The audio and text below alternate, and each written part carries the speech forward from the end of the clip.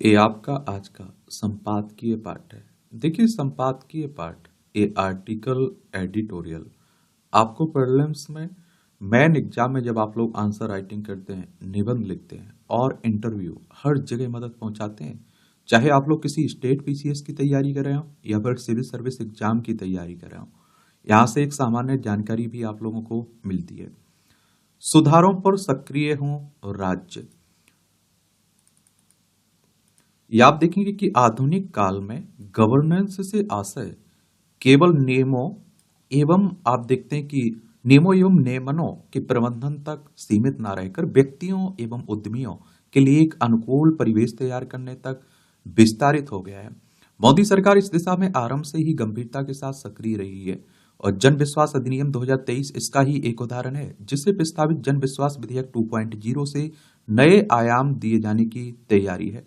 और देखिए, याद रखिएगा, जब कोई कानून बनाना होता है तो लोकसभा राज्यसभा में कोई प्रस्ताव आता है, उसे आप लोग बिल विधेयक कहते हैं। राज्यसभा लोकसभा से पारित होकर राष्ट्रपति की सहमति मिलती है, वो कानून बन जाता है।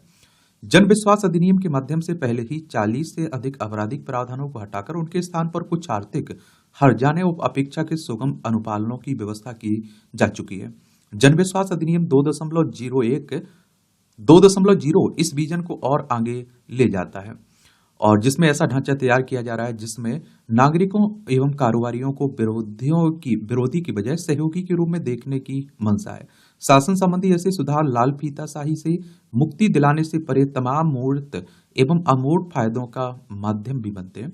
सबसे पहला लाभ तो यही है कि ये अनुपालन आवश्यकताओं के बोझ को हटाकर उद्यमों को नवाचार एवं वृद्धि पर ध्यान केंद्रित करने में सहायक बन आर्थिक उत्पादकता को बढ़ाते हैं और खासतौर से आप देखते हैं छोटे उद्यमों एवं स्टार्टअप्स के लिए इन पहलुओं पर की बहुत उपयोगिता है, क्योंकि अक्सर उन्हें नियामकीय बाधाओं से दो चार होना पड़ता है। दूसरा, आप देखिए, नियमों की सुगम बनने से सरकार द्वारा उद्यमिता को प्रोत्साहन, आर्थिकी का विविधीकरण और रोजगार सृजन को बढ़ावा दिया जाता है।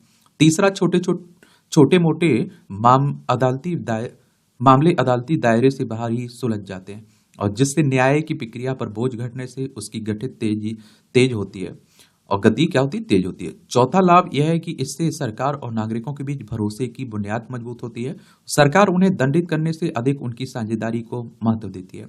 इन सुधारों के अमूर्त लाभ भी उतने ही महत्वपूर्ण है और जिस गवर्नेंस मॉडल में अनावश्यक रूप से दंडित करने की भावना नहीं होती है, उसमें नागरिकों एवं उद्यमों के भीतर अपने कार्यों की जिम्मेदारी का दायित्व बोध बढ़ता है और इससे विश्वास एवं परस्पर जवाबदेही की संस्कृति विकसित होती है, जो न केवल लोकतंत्र को सशक्त अपितु एक सामंजस्यपूर्ण समाज का निर्माण करती है, जबकि नियामकीय मोर्चे पर बोझ घटता है और सहयोग समन्वय पर जोर होता है।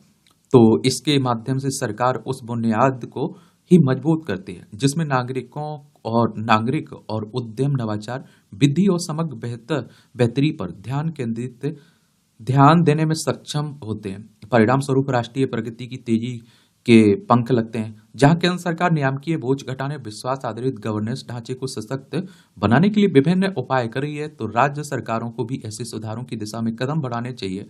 आखिरकार रोजमर्रा के कई मामलों में नागरिकों उद्यमों का केंद्र के बजाय स्थानीय निकाय और राज्य सरकारों के साथ कहीं ज्यादा सरोकार जुड़ा होता है। चाहे परमिट लेना हो, विवादों का समाधान हो या फिर आवश्यक लोक सेवाओं तक पहुंच जैसे काम मुख्यतः स्थानीय निकाय और राज्य सरकार के स्तर पर ही संपादित होते हैं। असल में चाहे जीवन की सुगमता हो या फिर कारोबारों के लिए सुगम परिवेश बनाने से जुड़ी पहल तभी सफल हो सकती है जब शीर्ष से लेकर जमीनी स्तर पर उन्हें उचित रूप से क्रियान्वित किया जा सके।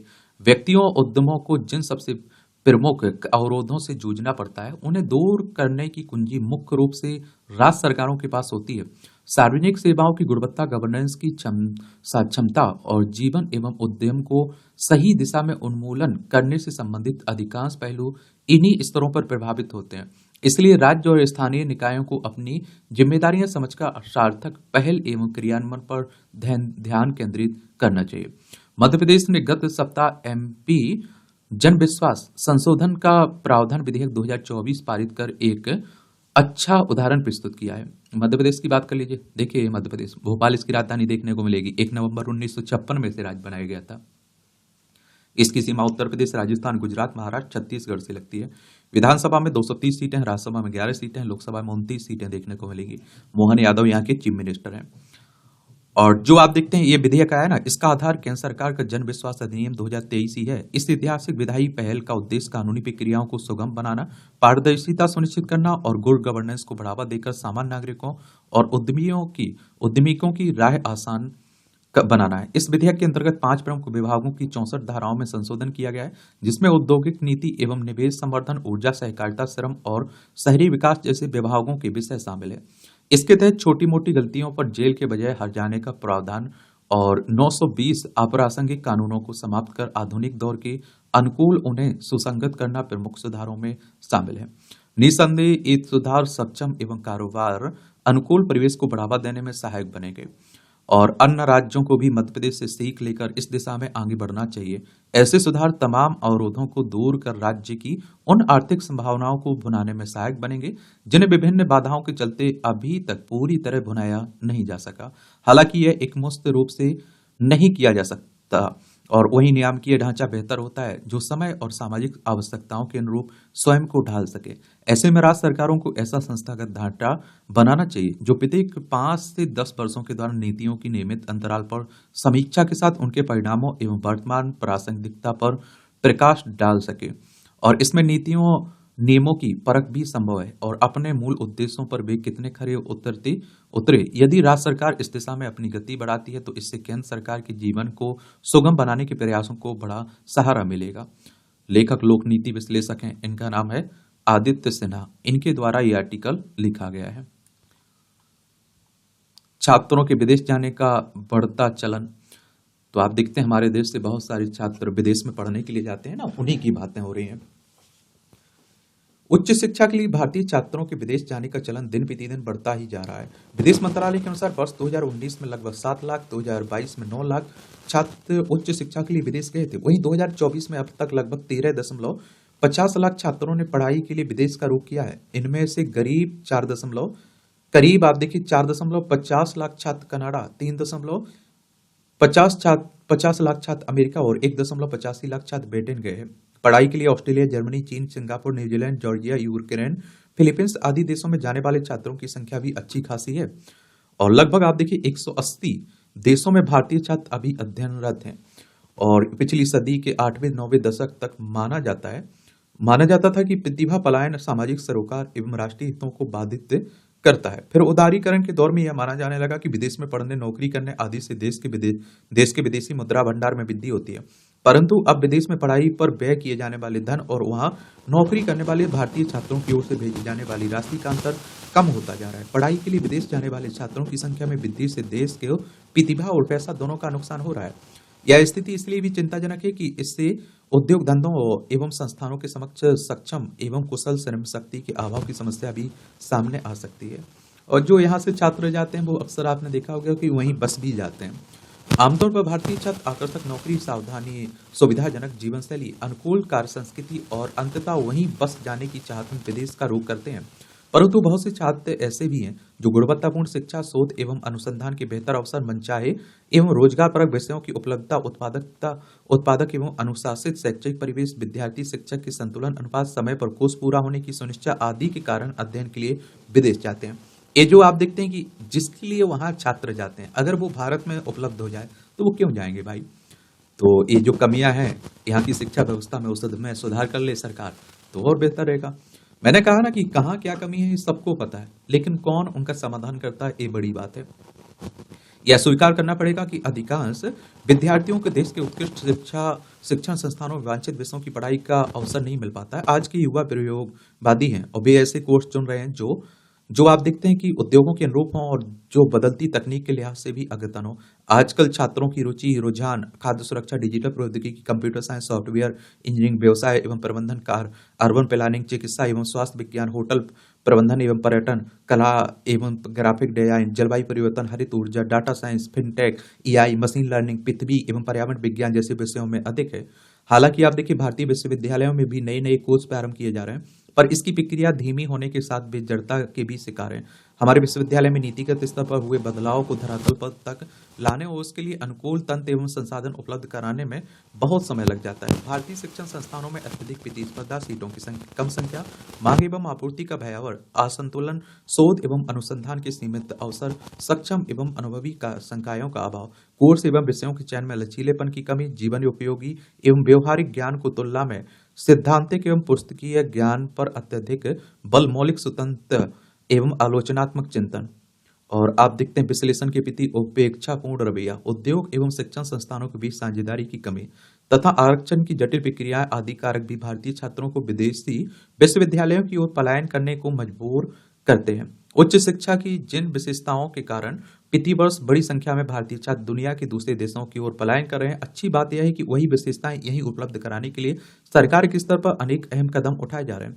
उनके पसंद के कोर्स की पहचान कर देश अब वैसी ही पढ़ाई की तैयारी है। हाल ही में विश्वविद्यालय अनुदान आयोग यूजीसी ने सुधारात्मक कदम उठाते हुए स्नातक की पढ़ाई के साथ इंटर्नशिप को अनिवार्य कर दिया है। यूजीसी के बारे में भी याद रखिएगा, इससे भी क्वेश्चंस पूछ लेता है संस्था से। मैं बात कर रहा हूँ यूनिवर्सिटी ग्रांट कमीशन की। इसकी स्थापना कब हुई थी? 28 दिसंबर 1956 में नई दिल्ली में हेडक्वार्टर देखने को मिलेगा। और जो इंटर्नशिप अनिवार्य किया जा रहा है ना, इससे छात्रों को व्यवसायिक जगत का व्यवहारिक अनुभव प्राप्त होगा। इससे वे उद्योग जगत की मांग के अनुरूप अपने ज्ञान को एवं कौशल को विकसित कर सकेंगे। राष्ट्रीय कैडेट फ्रेमवर्क को भी छात्रों की योग्यता को मापने की दिशा में एक महत्वपूर्ण पहल माना जा रहा है। इसके अंतर्गत 30 घंटे की पढ़ाई के लिए छात्रों को 1 अंक दिया जाएगा। यह फ्रेमवर्क उन्हें विभिन्न क्षेत्रों में अपने ज्ञान एवं कौशल को विकसित करने के लिए प्रोत्साहित करेगा। यूजीसी विनियमन 2024 भी भारतीय शिक्षा प्रणाली में बड़े बदलाव को प्रस्तावित करता है, जिसका उद्देश्य इसे अधिक लचीला, समावेशी और वैश्विक मानकों के अनुरूप बनाना। प्रस्तावित सुधारों में स्नातक और स्नातकोत्तर कार्यक्रमों में द्विवार्षिक प्रवेश प्रक्रिया, पिछली शैक्षणिक स्ट्रीम की परवाह किए बिना किसी भी पाठ्यक्रम को चुनने की स्वतंत्रता, बहुविषयक शिक्षण एवं एक साथ 2 डिग्री हासिल करने, जमा किए गए क्रेडिट के आधार पर प्रमाण पत्र, डिप्लोमा या फिर डिग्री प्राप्त करने तथा पूर्वी शिक्षा एवं कौशल पर आधारित ज्ञान अर्जित करने आदि के अवसर एवं विकल्प सम्मिलित हैं। ये सभी बदलाव स्वागत योग्य हैं, जो रटने एवं परीक्षा केंद्रित शिक्षण प्रणाली की तुलना में रचनात्मक, व्यवहारिक एवं कौशल आधारित ज्ञान को प्रोत्साहित करते हैं। लेखक, शिक्षाविद और एवं सामाजिक संस्था शिक्षा सोपान के संस्थापक हैं। इनका नाम है प्रणव कुमार। इनके द्वारा ये आर्टिकल लिखा गया है। दृष्टि सृष्टि देवभाषा में एक सूक्ति है, यादृशी भावना यस्य सिद्धि भरवती तादृशी, यानी जिसकी जैसी भावना होती है उसके अनुरूप ही सिद्धि प्राप्त होती है। संस्कृत अर्थात जैसे दृष्टि वैसे ही सृष्टि। जीवन के समग्र क्षेत्र में जो भी आचार विचार और व्यवहार हम करते हैं, उसके 2 मुख्य स्तंभ हैं, सद्भावना और सद्विचार। सद्भावना की नींव पर ही संबंधों के महल बनते हैं। बड़े बड़े महल नींव के नष्ट हो जाने पर टूटकर बिखर जाते हैं। इसके लिए संबंधों के अभिरक्षण एवं अभिवर्धन के लिए भावना का पवित्र, पारदर्शी एवं परमार्थिक होना अत्यंत आवश्यक है। किसी भी कार्य व्यवहार के पीछे यदि विचार पवित्र और कल्याणपरक होता है, तो आप देखेंगे कि वह जनमानस को प्रभावित कर उसे वैसा ही अनुकरण करने के लिए प्रेरित करता है। जो कार्य व्यवहार अपने को रुचिकर ना लगे, उसे दूसरों के साथ नहीं करना चाहिए। भौतिकवादी दृष्टि भोग विलास तक ही सीमित है, किंतु आध्यात्मिक दृष्टि परमार्थवादी और असीमित है। एक सत्पुरुष को जब भी किसी लाचार और दीनहीन की पुकार सहायता के लिए सुनाई पड़ती है, तो वह भगवान को नमन कर उनके प्रति साधुवाद व्यक्त करते हुए गौरवान्वित होता है, क्योंकि वह मानता है कि भगवान ने उसे सहायता हेतु चुना है। याद रहे कि भगवान ही सब कराने वाले हैं, हम सभी केवल निमित्त मात्र हैं। सत्संग विमुख व्यक्ति दूसरों के गुणों को में भी दोषों का अन्वेषण करता है। यह ईर्ष्या है। इसके कारण ही समाज में प्रियता, सहृदयता, पारस्परिक एकता पर कुठाराघात हो रहा है। किसी की समुन्नति अथवा वैभव को देखकर यह विचार करना चाहिए कि इसने अवश्य ही कोई ऐसा कार्य किया है जिससे वह आज सुखी, संपन्न और लोक में यशस्वी हो रहा है। यदि हमारा दृष्टिकोण सकारात्मक होगा, तो हम स्वयं भी प्रसन्न रहेंगे, दूसरों के वैभव आदि को देखकर सुनकर आह्लादित होंगे। अच्छा कॉलम लिखा जाता है, देख लिया करिए, पढ़ लिया करिएगा, ठीक है। ये बदलाव पर बेजा आपत्ति। कानून मंत्रालय ने चुनाव आयोग की सिफारिश पर मतदान केंद्रों के सीसीटीवी कैमरों और वेबकास्टिंग की फुटेज आम लोगों को ना उपलब्ध कराने का जो फैसला किया है, उस पर कांग्रेस नेताओं और कुछ अन्य लोगों की आपत्ति अतिरंजित ही है। कांग्रेस के नेताओं की ओर से ऐसा प्रचारित किया जा रहा है जैसे कानून मंत्रालय ने अपने स्तर पर यह फैसला किया और इसका उद्देश्य पारदर्शिता से बचना है।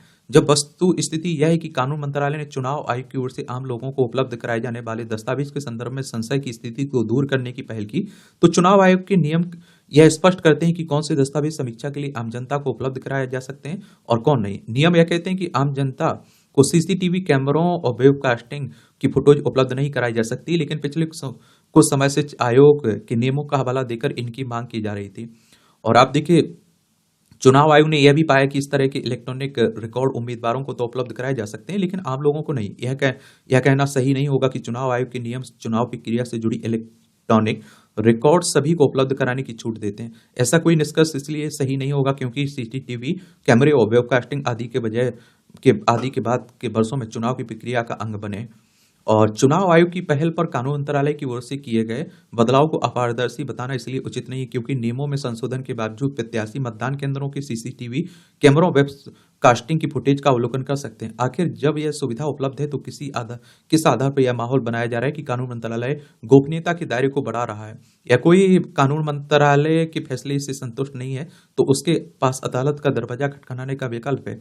इस संदर्भ में इसकी अनदेखी नहीं की जा सकती कि कानून मंत्रालय ने चुनाव आयोग के दस्तावेज सार्वजनिक करने के नियमों में जो संशोधन किया उसके पीछे पंजाब हरियाणा हाईकोर्ट का वह आदेश है जिसने उसे हरियाणा के विधानसभा चुनाव से संबंधित इलेक्ट्रॉनिक रिकॉर्ड एक वकील को देने का आदेश दिया था। यह वकील ना तो हरियाणा विधानसभा चुनाव लड़े थे और न ही वह हरियाणा के नागरिक थे। वह समझ पाना कठिन है कि वह किस हैसियत से हरियाणा विधानसभा चुनाव के इलेक्ट्रॉनिक रिकॉर्ड मांग रहे थे। उनका उद्देश्य जो भी हो, चुनाव आयोग की इस दलील को सिरे से खारिज नहीं किया जा सकता कि सभी को चुनाव के इलेक्ट्रॉनिक रिकॉर्ड उपलब्ध कराए जाने से उनका दुरुपयोग हो सकता है और मतदाताओं की गोपनीयता भी भंग हो सकती है। आतंकवाद नक्सलवाद से ग्रस्त इलाकों में मतदाताओं की गोपनीयता भंग होने के खतरनाक नतीजे भी सामने आ सकते हैं। चुनाव आयोग की बात करें तो इलेक्शन कमीशन ऑफ इंडिया की बात हो रही। भारतीय निर्वाचन आयोग एक संवैधानिक संस्था है। संविधान के अनुच्छेद 324 के तहत चुनाव आयोग की स्थापना की बात की गई। 25 जनवरी 1950 में स्थापना हुई थी। 25 जनवरी को आप लोग मतदाता दिवस मनाते हैं। नई दिल्ली में हेडक्वार्टर देखने को मिलेगा। सुकुमार सेन पहले मुख्य चुनाव आयुक्त थे। अतिरिक्त सतर्कता जरूरी है।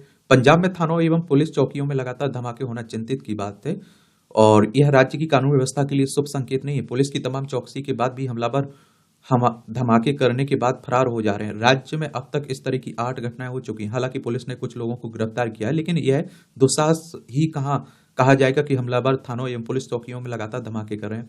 राहत की बात है कि अब तक कोई हदायत नहीं हुआ, लेकिन यदि हमलावरों पर नकेल नहीं कसी जाती तो किसी बड़ी घटना से इनकार नहीं किया जा सकता। यह भी समझ से परे है कि धमाका होने के बाद पुलिस की ओर से घटना के बारे में स्पष्ट नहीं किया जाता है। यह भी देखने में आ रहा है कि आनन फानन में घटनास्थल पर साफ सफाई करवा दी जाती है। होना तो यह चाहिए कि फॉरेंसिक टीम की ओर से सैंपल लिए जाने के बाद ही वहां साफ सफाई करवाई जाए। पुलिस विभाग के अधिकारियों को इसके बारे में गंभीरता से सोचना होगा। यह पता लगाया जाना चाहिए आवश्यक है कि धमाका करने वालों के पास हैंड ग्रेनेड कहां से पहुंच रहा है। इसी के बीच एनआईए नेशनल इन्वेस्टिगेशन एजेंसी ने राज्य में किसी बड़े आतंकी हमले की आशंका व्यक्त की है। पहले भी पुलिस ने के खुफिया विभाग के मुख्यालय पर मोहाली में हमला किया जा चुका है। विगत की घटनाओं और एनआईए के इनपुट के बाद अतिरिक्त सतर्कता आवश्यक है। ये पंजाब देख लीजिए, चंडीगढ़ इसकी राजधानी आपको देखने को मिलेगी। इसकी आप देखते हैं कि अंतर्राष्ट्रीय सीमा किससे लगती है, पाकिस्तान से लगती है। राज्यों में राजस्थान, हरियाणा, हिमाचल प्रदेश, जम्मू कश्मीर से लगती है। भगवंत मान यहाँ के चीफ मिनिस्टर, गुलाब चंद कटारिया राज्यपाल हैं। विधानसभा में आप देखेंगे कि 117 सीटें हैं, राज्यसभा में 7 सीटें हैं, लोकसभा में 13 सीटें हैं। 50,362 वर्ग किलोमीटर में आपका फैला हुआ है पंजाब। चौतरफा असर डालती तस्करी। तो राजस्व खुफिया निदेशालय की भारत में तस्करी रिपोर्ट 2023-24 में तस्करी की बढ़ती घटनाओं के बारे में चेतावनी दी गई है। तस्करी का मतलब अवैध रूप से मादक पदार्थों, सोने, रत्नों और वन्यजीवों के अवशेषों जैसे सामानों का व्यापार करना है। रिपोर्ट में कई प्रमुख प्रवृत्तियां उजागर हुई हैं। इनमें कोकेन और अन्य मादक पदार्थों की तस्करी, सोने की तस्करी, वन्यजीवों की तस्करी, सिंथेटिक ड्रग्स का बढ़ता कारोबार शामिल है। और आप देखते हैं इसमें आप देखते हैं सोने की तस्करी विशेष रूप से बढ़ी है। सोने की तस्करी पश्चिम एशिया से विशेष रूप से संयुक्त अरब अमीरात और सऊदी अरब से की जा रही है। इसके अलावा भारत में वन्यजीवों की तस्करी भी एक गंभीर मुद्दा बन चुका है।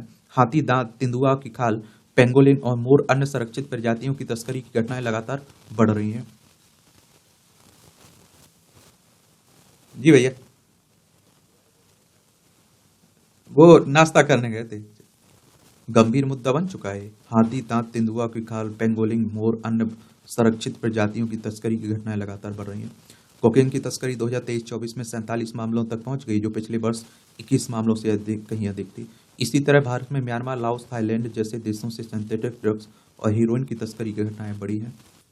मादक पदार्थों, सोने, कीमती रत्नों और वन्यजीव उत्पादों की तस्करी से सरकारी राजस्व में भारी कमी होती है।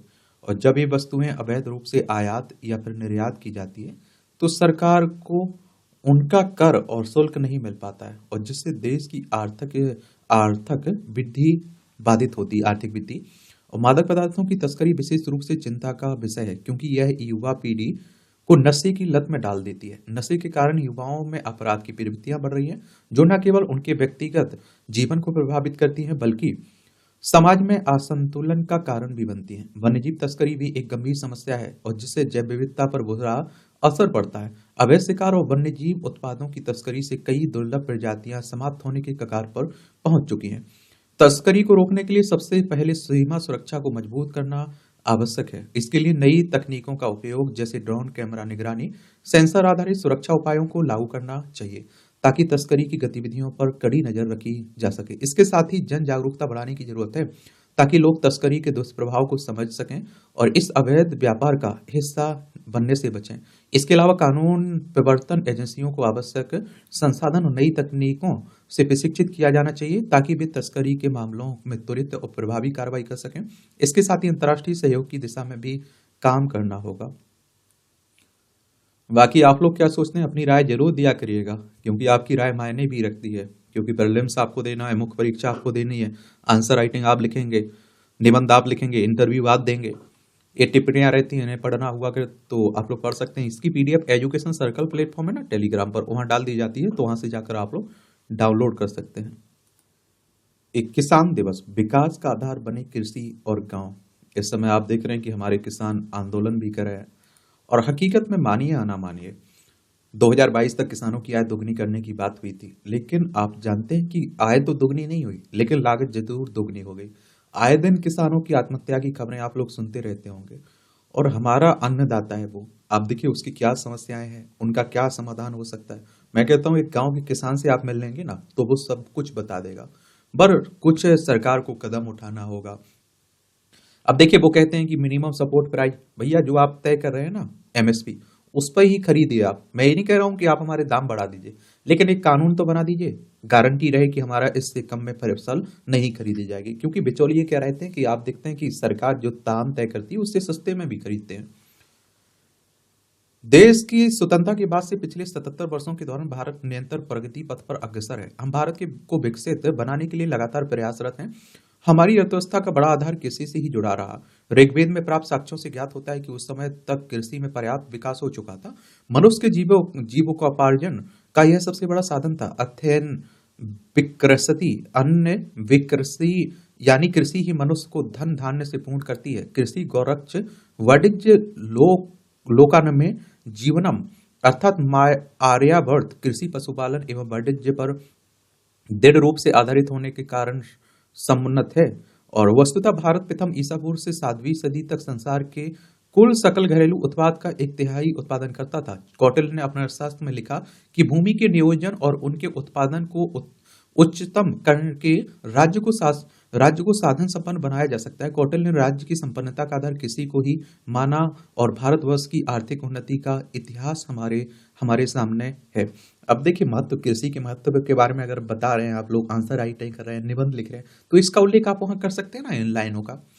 बाद के दिनों में औपनिवेशिक नीतियों के कारण भारत की आर्थिक स्थिति कमजोर होती चली गई। भारत में स्वतंत्रता के बाद आर्थिक विकास के लिए पूंजीवादी, साम्यवादी और राज्य नियंत्रक आर्थिक विकास के चिंतन के आधार पर भिन्न भिन्न नीतियों को क्रियान्वित किया गया। नीति निर्माताओं द्वारा उच्च औद्योगिकरण और शहरीकरण पर अत्यधिक ध्यान दिया गया तथा कृषि एवं ग्रामीण विकास को उपेक्षित कर दिया गया। इस समस्या के रूप में आप बता सकते हैं कि ऐसा किया गया, और जिसके चलते भारत विश्व अर्थव्यवस्था की कुल जीडीपी का केवल 3.5% उत्पादन ही कर पाया। अंतर्राष्ट्रीय कृषि उत्पादकता की तुलना में भारत का कृषि उत्पादन काफी कम है। वर्ष 1950 की तुलना में आज लगभग 10,000 हेक्टेयर कृषि भूमि कम हो चुकी है, तथा लगभग 3,000 हेक्टेयर बढ़ती भूमि जिसमें खेती करना बहुत मुश्किल होता है और बढ़ चुकी है। वर्तमान में कृषि कुल जनसंख्या के 42.3% लोगों को रोजगार देती है, लेकिन कृषि की विकास दर लगभग आप देखते हैं 4.7% है, और जो कि उद्योगों की विकास दर की 7.3% की तुलना में बहुत कम है। भारत में युवा वर्ग की जनसंख्या बढ़ने तथा कौशलता और रोजगार की कमी ने बेरोजगारी की समस्या को और चिंतनीय बना दिया है।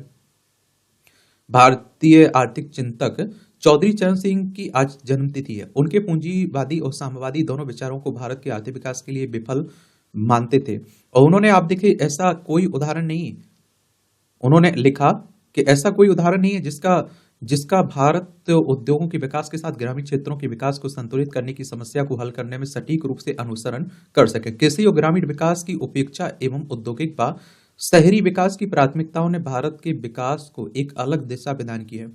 और वस्तुतः आप देखेंगे भारत के अधिकांश उद्योगों और शहरीकरण ने सामाजिक, आर्थिक और पर्यावरणीय समस्याओं को जन्म दिया है। चौधरी चरण सिंह ने देश की अच्छी अर्थव्यवस्था के 4 प्रमुख उद्देश्य बताए हैं। अधिक से अधिक धन एकत्रित करके गरीबी दूर करना, देश में वर्तमान बेरोजगारी को दूर करने के उद्देश्य से रोजगार के साधन उपलब्ध कराना, नागरिकों को आमदनी के अंतरों को कम करके पूंजी का उचित वितरण करना और व्यक्तिगत सुरक्षा की गारंटी व लोकतंत्र को प्रोत्साहन देना। विकसित भारत के सपनों को साकार करने के लिए उन्होंने पूर्ववर्ती नीतियों में उपेक्षित रहे कृषि और ग्रामीण उद्यमों के विकास की नीतियों का समर्थन किया है, और जिससे भारत विकसित और आत्मनिर्भर बन सके। इन चारों उद्देश्यों की पूर्ति के लिए उन्होंने ग्रामीण विकास और कृषि को लक्ष्य मानते हुए अर्थनीति का निर्माण किया। ग्रामीण क्षेत्रों में कृषि और कृषि से संबंधित उत्पादों के उत्पादन को लघु जोतों और अप्रयुक्त श्रम का उपयोग कर उच्च गुणवत्ता के साथ उच्चतम स्तर तक पहुंचाया जा सकता। उत्पादन की अधिकता से नगरों उद्यमों के लिए माल की आपूर्ति में संतुलन होगा। गांव ग्रामीण उद्यमों की आर्थिक स्थिति उन्नत होगी और इस अन्योन्यसती आर्थिक व्यवस्था से वर्तमान अर्थव्यवस्था विकसित होगी। ग्रामीण क्षेत्रों में लघु और कुटीर उद्योगों की स्थापना के माध्यम से रोजगार उत्पन्न कर शहरों की तरफ हो रहे प्रवासन को कम किया जा सकता है। शहरीकरण उद्योगों के केंद्रीकरण के माध्यम से हो रही सामाजिक, आर्थिक और पर्यावरणीय समस्याओं से मुक्त हुआ जा सकता है। और आज आप देखिए भारत को सतत विकास की आवश्यकता है, इसलिए सरकार ने देश को विकसित बनाने के लिए विकसित भारत 2047 अभियान प्रारंभ किया है। विकसित भारत 2047 का उद्देश्य आजादी के 100वें वर्ष यानी कि 2047 तक भारत को एक विकसित राष्ट्र बनाने एवं इसका विजन आर्थिक विकास, सामाजिक प्रगति और पर्यावरणीय स्थिरता और सुशासन सहित विकास के विभिन्न पहलुओं को सम्मिलित करना है। और हमारे समक्ष यह एक महत्वपूर्ण चुनौती है कि हम भारत को किस तरह विकसित कर सकते हैं, और इसके लिए गांव, शहर, कृषि और उद्योग, इन चारों क्षेत्रों को एक साथ लेकर बहुमुखी विकास की नीतियां अपनानी होगी। और अंततः आवश्यक है कि आवश्यकता है तो भारत को विकसित बनाने की इच्छा शक्ति और भारत की स्वयं की आर्थिक नीतियों की, जिनका आधार भारतीय आर्थिक चिंतन हो, तभी भारत विकसित भारत बन सकता है। इस विषय पर नीति निर्माताओं द्वारा गंभीर चिंतन मनन क्रियान्वयन की आवश्यकता है। या आप देखिए, आप लोग क्या सोचते हैं, अपनी राय लिखा करिए आप। समृद्ध और सशक्त ग्रामीण समाज का निर्माण, तो आप देखिए ग्रामीण विकास के लिए केवल खेती को मजबूत करना पर्याप्त नहीं है। गैर कृषि क्षेत्रों में रोजगार के अवसर सृजित करना और ग्रामीण उद्यमिता को बढ़ावा देना भी आवश्यक है। इसके लिए वर्तमान में ग्रामीण कुटीर और लघु उद्योग जैसे हस्तशिल्प एवं हथकरघा उद्योग को विकसित करने हेतु स्थानीय कारीगरों और बुनकरों को संगठित कर उनके उत्पादों को राष्ट्रीय अंतर्राष्ट्रीय बाजार में पहुंचाने की व्यवस्था होनी चाहिए। आधुनिक तकनीकों, उच्च गुणवत्ता वाले बीजों और फसल विविधता को अपनाकर कृषि उत्पादकता को बढ़ाया जा सकता है। साथ ही संरक्षण कृषि और शून्य जुताई जैसी तकनीकों से लागत में कमी और उत्पादन में वृद्धि हो सकती है। कृषि वानिकी के माध्यम से अतिरिक्त आय अर्जित की जा सकती है, और इसी तरह किसान उत्पादक संगठन और कृषि मंडलियों का गठन करके किसान अपनी उपज को सीधे बाजार तक पहुंचा सकता है।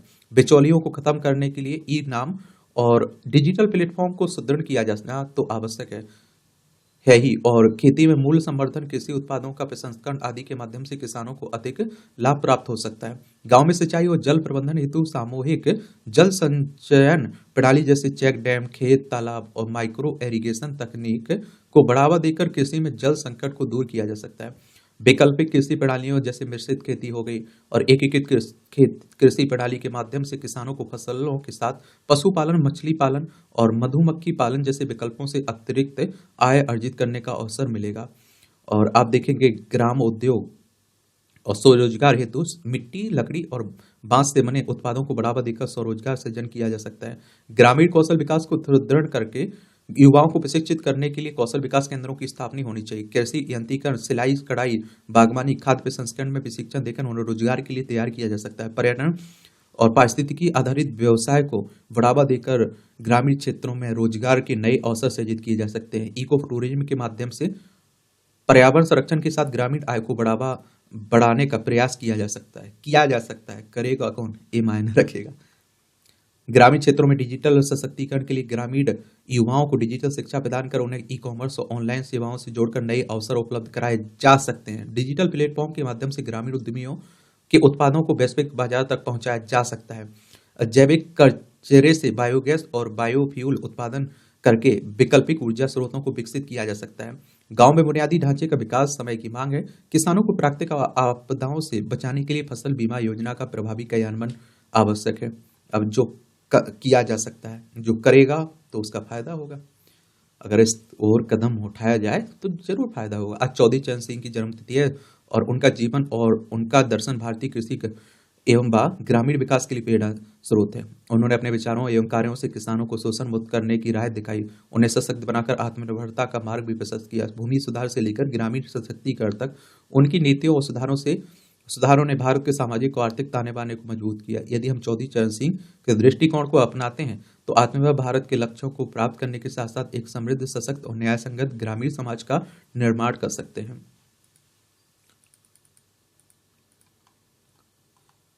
ये पढ़ना हो तो पढ़ सकते हैं आप लोग।